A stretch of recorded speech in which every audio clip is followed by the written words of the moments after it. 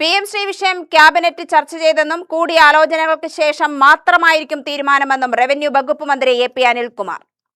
വിഷയത്തിൽ 3 മന്ത്രിമാരെ ഉൾപ്പെടുത്തി ഉപസമിതിയെ തീരുമാനിച്ചിട്ടുണ്ടെന്നും തീരുമാനം വൈകാതെ ഉണ്ടാകുമെന്നും അനിൽകുമാർ പറഞ്ഞു. PMCയുമായി ബന്ധപ്പെട്ട് ക്യാബിനറ്റ് ഡിസ്കസ് ചെയ്താണ്. അതിന്റെ അടിസ്ഥാനത്തിൽ 3 പേരെ 3 മന്ത്രിമാരെ ഉപസമിതിയായി വെച്ച് അവരുടെ റിപ്പോർട്ട് ലഭ്യമായി കഴിഞ്ഞാൽ നടപടിയെടുക്കുമെന്നുള്ളതാണ്. അതുമായി ബന്ധപ്പെട്ട തീരുമാനമെടുക്കുമെന്നുള്ളതാണ് മന്ത്രിസഭയുടെ ഭാഗത്തു നിന്നുള്ള തീരുമാനം. ഇന്നലെ UDFുമായി ബന്ധപ്പെട്ട ചർച്ചകൾ നടന്ന കാര്യങ്ങളെക്കുറിച്ച് പത്രങ്ങളിൽ വന്ന വിവരങ്ങൾക്കപ്പുറത്ത് എൻ്റെ അടുത്ത് വിവരമില്ല. പക്ഷേ ഇതാണ് ഗവൺമെൻറ്റിന് മുന്നിലുള്ളത്. ഉപസമിതി വെച്ചിട്ടുണ്ട്. ആ ഉപസമിതി അവർ എല്ലാ വിഭാഗം ആളുകളുമായി ചർച്ച ചെയ്ത് ഗവൺമെൻറ്റിൽ മന്ത്രിസഭയിൽ ആ അഭിപ്രായം വയ്ക്കും. അതിനുശേഷമായിരിക്കും ഏത് തീരുമാനം എടുക്കുക. അത്രേ ഇപ്പോൾ അതിനെക്കുറിച്ച് പറയുന്നത്. ഞാൻ പറഞ്ഞല്ലോ, അതിൻ്റെ എല്ലാ നടപടിക്രമങ്ങളും ഇടതുപക്ഷ ഗവൺമെൻറ്റിൻ്റെ കാലത്ത് പൂർത്തീകരിച്ച ഒന്നാണ്.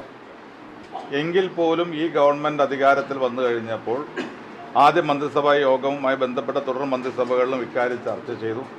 അതുകൊണ്ട് ഇതങ്ങ് നേരിട്ട് ഗവൺമെൻറ് LDF ഗവൺമെൻറ് ഒപ്പുവെച്ച തീരുമാനമാണ്. അതുകൊണ്ട് മുന്നോട്ട് പോകാം എന്ന തീരുമാനമല്ല എടുത്തത്.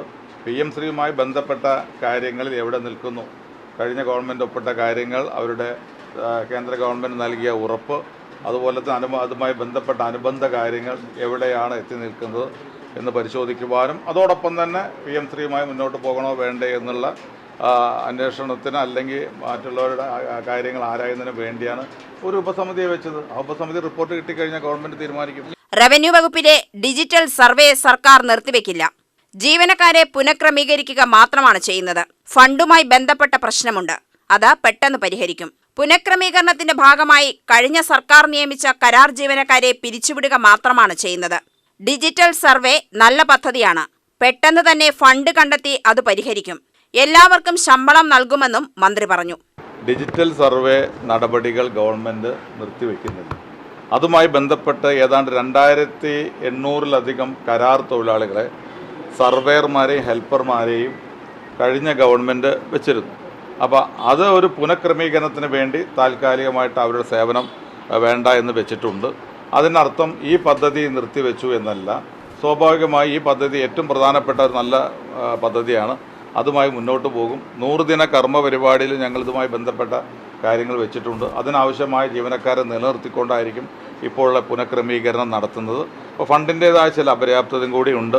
ശമ്പളം കൊടുക്കുന്ന കാര്യത്തിൽ കഴിഞ്ഞ ഗവൺമെൻറ്റിൻ്റെ കാലത്ത് പ്രത്യേകിച്ച് RKയുടെ ഭാഗമായിട്ടാണ് വെച്ചിരുന്നത്. പിന്നീട് അതിന് ഫണ്ട് കഴിഞ്ഞ ഗവൺമെൻറ് നീക്കി വെച്ചിരുന്നില്ല.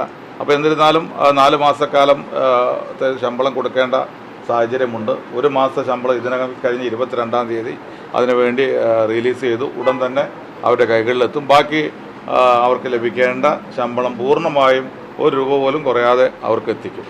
UTV news, Palakkad.